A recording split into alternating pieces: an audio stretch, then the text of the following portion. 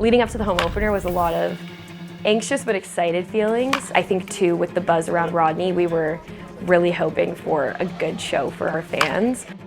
I feel a little nervous because, you know, when you do something like that before and you come back, you back to doing, you feel a little bit nervous.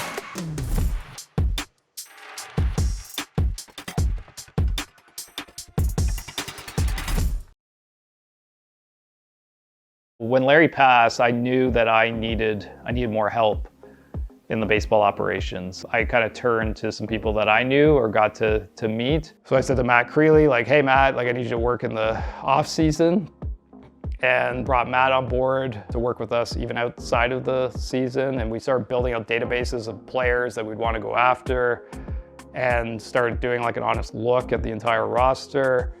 And then we brought in two individuals who have been very critical to the overhaul that we've done. Corey Eckstein, who is the president of the Ontario Blue Jays. He has a World Series ring with the Kansas City Royals. He's contributed to the Canadian junior national team and very heavily involved with Baseball Canada to this day. And then Perry Scott, who's also worked with him at Ontario Blue Jays. Perry's been around the Hamilton community for a number of years now, originally from out west. And then Jamie Lever came on in the off season as well. And I just knew that Jamie had moved back home from working with the Blue Jays collectively. We've got like a nice like sounding board, almost like a board of directors for baseball personnel decisions. My role as Director of Player Development is to try to help our players develop on the field in season. I try to help just get them better basically on the field by doing a little bit of video review, a little bit of scouting of other teams, try to give them as much advice as I can to get them better throughout the season. So that includes having different player goals for them that they have to reach throughout the season and communicating feedback basically back to them throughout the year. Our coaches, Piano, Jagdeo, and Dean, they all had very successful careers in the IBL. And then Luis Bernardo, yeah, he was just gonna be an assistant coach with Chris Piano being our manager. He was interested in transitioning away from playing on the field. He felt like he's always been in baseball since he was very young. That's all he knows. And I think now he was starting to think about, okay, what's my career like after playing on the field? We always need extra hands around the ballpark, so he's been helpful doing other things for us through the organization. And then we still needed him to communicate and negotiate with a lot of the import players, so he kind of became like the general manager of the import players. Creo que el béisbol desde la banca se ve un poquito más fácil. I loved playing with Poppy, so everybody did, and sure enough, I think we all kind of knew, they had talked about it before, like, hey, when your playing time's done, they wanted him to transition to a coaching role within the Cardinals anyways.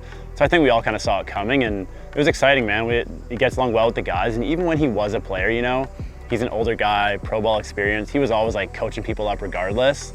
So now nothing's changed too much for us. I think it was an easy transition. We were all happy with it. He's got a great baseball resume, right? Tons of connections, so I think none of us it wasn't hard to adjust to it or anything like that. Obviamente el que juega béisbol sabe que no es un deporte muy fácil, pero es un cambio muy grande, ya que cuando tú estás jugando, cuando tú eres jugador, siempre tienes que forzar un poco más tu cuerpo, sabes, estar pendiente más al juego, sobre cualquier cosa que no te vaya a fallar.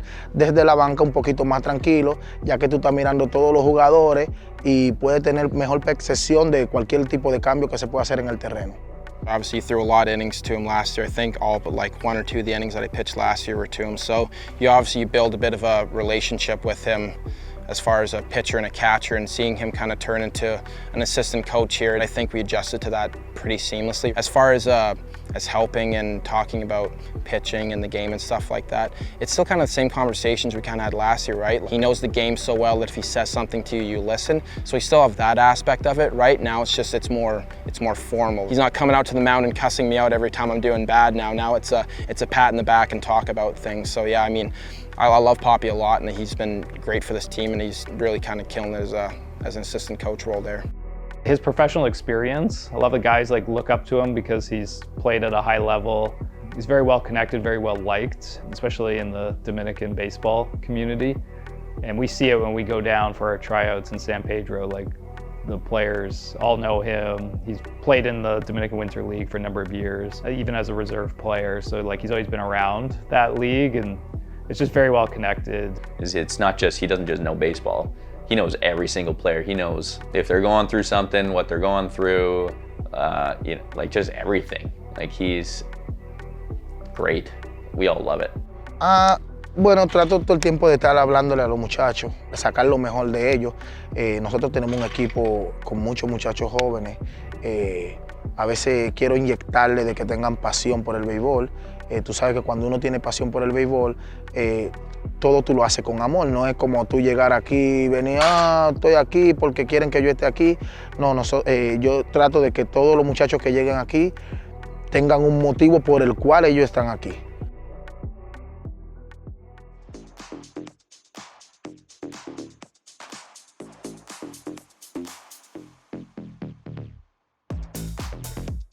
It's Reed Duffy alongside my broadcast partner, Neil Sriwastawa. Neil, it's been a long time, but it's opening night for the Hamilton Cardinals. Baseball is back, my friend. We're so excited to be back here for the home opener game for the Cardinals. It's our second season coming, so the family and I are pretty excited. So with the All-Star game, that should be pretty good. I know they picked up a couple of big signings in the offseason, so that should really help elevate the team. The stands are getting packed. It's such an incredible feeling. I am so ready for this season, and I want us to get the dub tonight. I feel so good. The energy's different.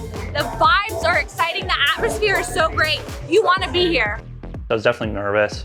I wasn't sure if I could still sort of have the same level of performance that I expected myself in this league, having been away for a year and knowing that the league is always getting better year after year. So I was concerned or nervous that, you know, maybe my skills had sort of depreciated a little bit, and just the new environment as well. So you get used to the setting that you're in when you've been with a team for so long. Boone came out and was like outstanding. He didn't miss a beat.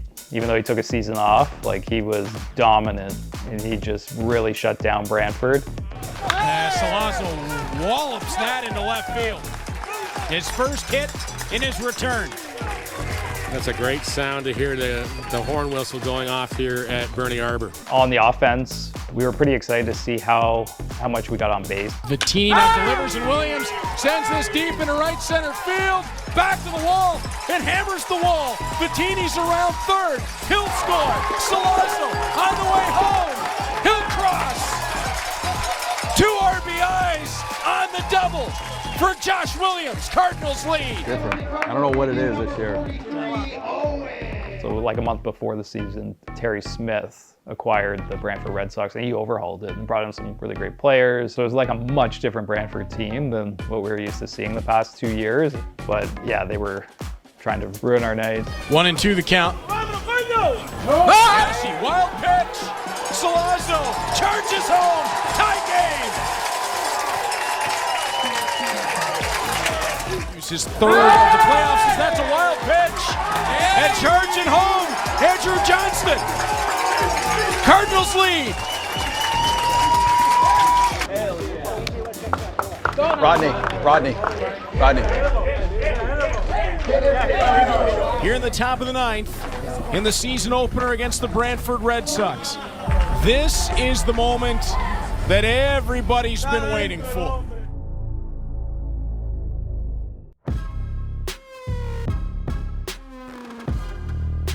2 strikes, 2 out, Rodney. Back up the middle from Vinicio. Brown knocks it down to second, and Vinicio is gonna reach. Rodney delivers, and it's a walk to Black.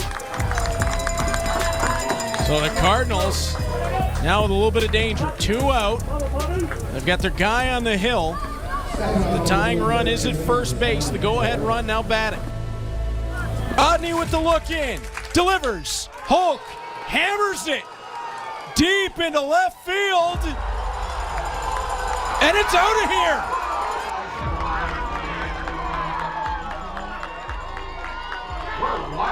I don't know what the f say. As soon as that ball went over the fence, it was a pretty low feeling. Oh, we were like stunned, really. It was like, oh wow, like all these plans have just gone to shit.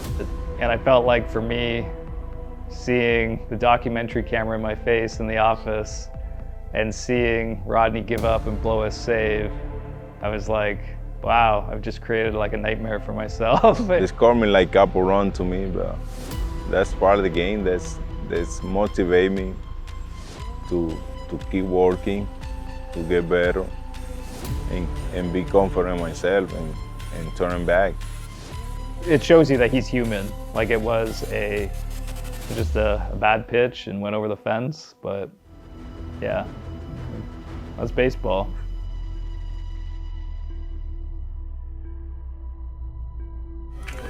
Bruder, look in, 2-1.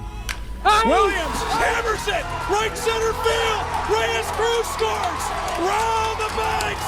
Duncan, Cardinals walk it off. That helmet just went airborne.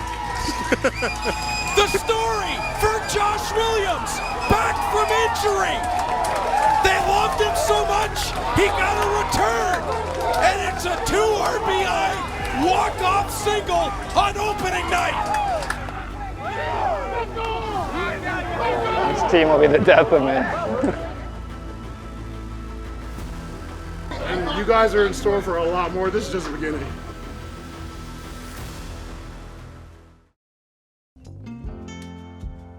My name is Anna Spearin, and I am the Vice President of the Hamilton Cardinals. When we bought the Cardinals, I didn't know what she was gonna think. And she was like, no, you should do this. Like, she was very encouraging of it.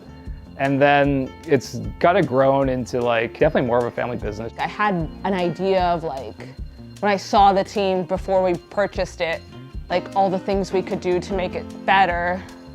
But at that time, I didn't know I was gonna be the one that ended up executing on a lot of that. My role is very multifaceted.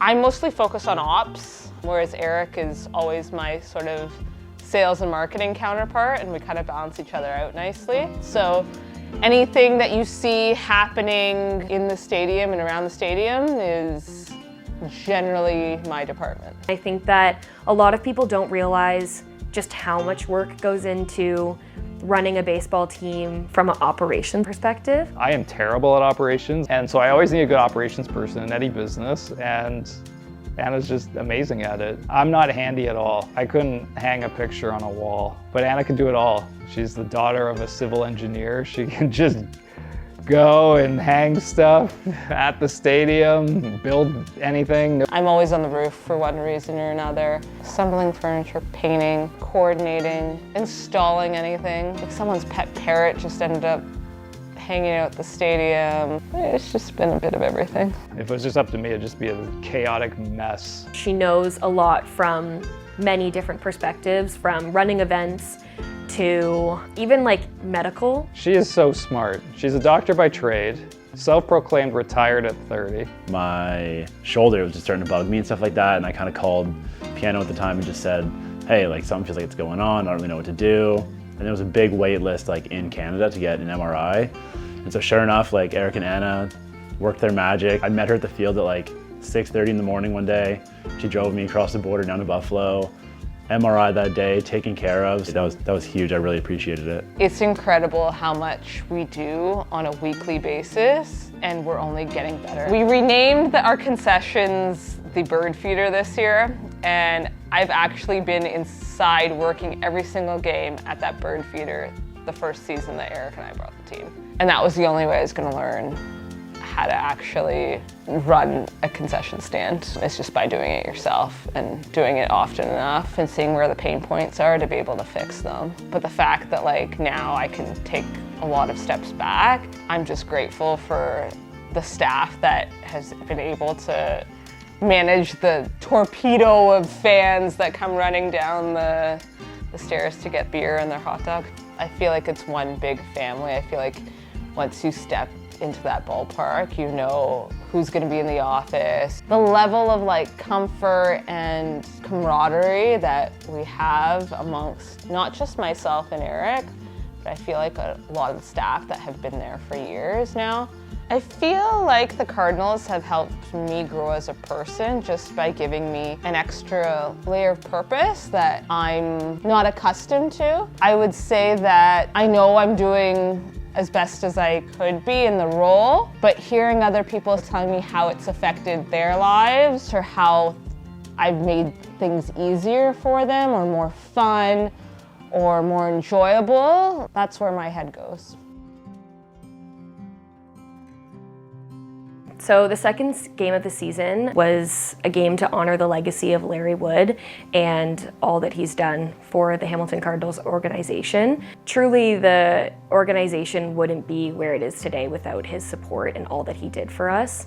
Larry means so much to the city of Hamilton for baseball. He was the first president of the Hamilton Cardinals Rep Baseball Association.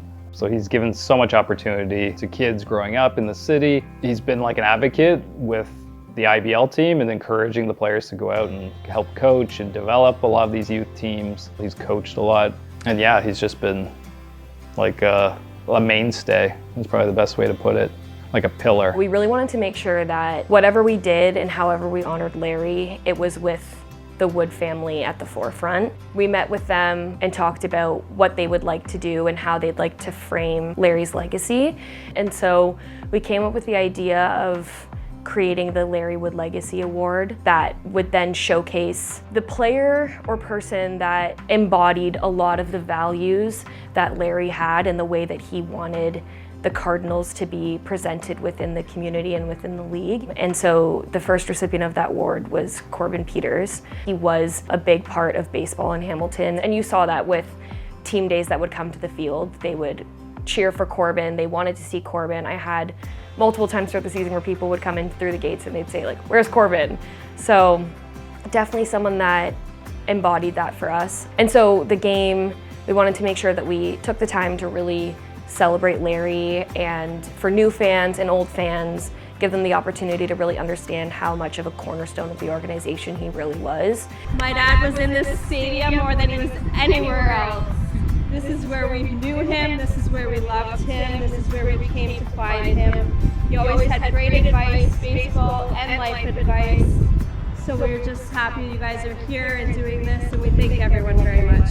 Siempre me gustaba Larry porque él era una persona bien atenta, conocía muy bien el béisbol. One of the best things about Larry is he was around the game for so long. It wasn't like you didn't have to hit, 4 home runs for him to come up to you and be like, "Hey, great job," If you put down a sac bunt in that game, stole a base, did something like that, he appreciated that. All right, Larry was around the game for a long time. It's an emotional time because this game this year is dedicated to Larry, and the rest of the years really, because Larry had such an impact on everything that I did, when I was a kid, and I'm sure other guys too, right? He made you want to get better. All right, he made Hamilton better for being a part of this community and this organization and baseball together for kids, and didn't matter what age. So let's do it for Larry. Well, this is amazing. All the people that are here that recognized his contribution to Hamilton baseball. He loved baseball. We both did. His whole family did. We have 2 children, 1 daughter and 1 son, and when the son had outgrown the age limit of one of the local parks, we found that he didn't have a place to play.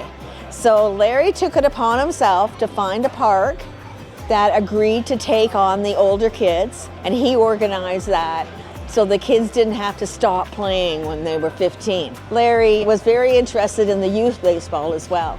So every home game that the Cardinals have, they invite some of the youth teams to come and play batting practice with our guys before the games start. And the teams around Hamilton just love doing that. And Larry was the instrument of that. He wanted all the kids to come and play, and to play at a grown-up stadium, it really means a lot to the kids as well. But he got his passion for baseball because he played for his dad. His dad was his coach when he was the little size.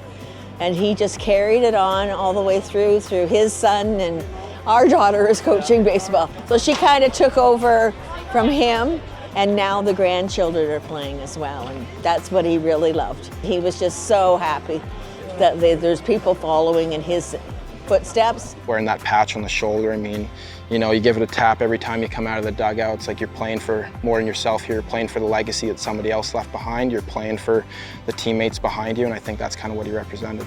With Larry, it was just the everyday presence around the field and in the locker room, that feeling you always had a guy in your corner, and who's either going to fight for you or was going to be on your side if something happened, here to support you if you had a bad day. I think those memories are just the ones that stick the best. It was just expected.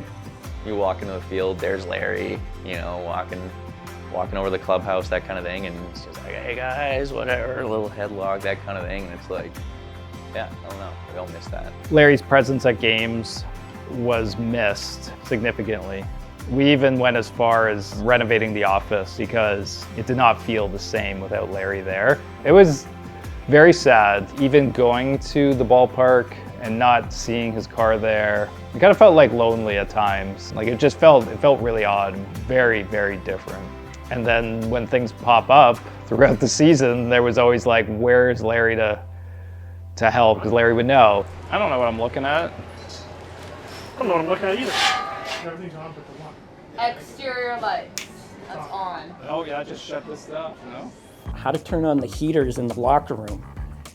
No one really knew, so we had to like sort of figure it out because that was all Larry did that, or what key opened what door at the beginning of the season. That would have been a Larry question. I feel as though his calmness, his knowledge, like he's been at the Cardinals for like 17 years. Like he knows the ins and outs. He knows how to turn on the lights. He knows where they've ordered uniforms before. He knows the concessions managers from like 3-4 owners back. I need to try to figure out how to turn these lights on. Are you handy at all? You are? It's the most archaic light in the world. You tell me how this turns on. I'm gonna call my wife. So, this is on the day and nighttime mode. Okay, so you have to turn it, I believe, counterclockwise. Are you actually handy, or did you just say you were handy? No. Can you come help? We need to get this light on ASAP. I think there's also lights in here. So this is the thing that Larry would do on a game day. I remember Larry saying that it was not like programmed correctly. This is on. Hold on. On. There. Oh, there's a switch. Is it on? Now you have to switch it to 9 p.m. Yeah, it's on. Holy sh! She can do it all. That's the bottom switch. Larry just knew everything about the stadium. He would turn on the lights. He just knew, like, even these lights are not on still. So, I don't know. Yeah, we're still a little bit lost without Larry.